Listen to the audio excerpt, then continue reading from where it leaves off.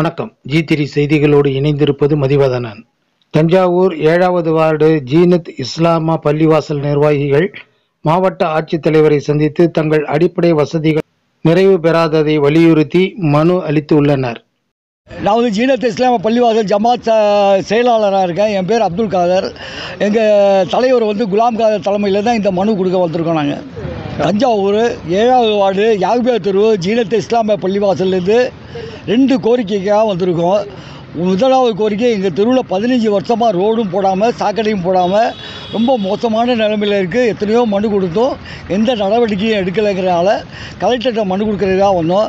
அதே பகுதியில் 2 wine shop வச்சுட்டு மெயின் ரோட்டில் எங்கள் தெரு பகுதியில் 4500 5000 பேர் இருக்கா வசிக்கிற இடத்துல அந்த இதாக பாதையில் வந்து 2 ஒயின் ஷாப்பை வச்சுட்டு அதையும் எடுக்க விடாமல் பண்ணிகிட்டு இருக்காங்க. அது சம்மந்தமாக மனு கொடுக்குறதுக்காக வந்தோம். நடவடிக்கை எடுக்கிறதுக்காக சொல்லியிருக்காங்க. என்ன பொதுமக்களுக்கு ரொம்ப இடையூறாக இருக்குது. 2 விஷயமுமே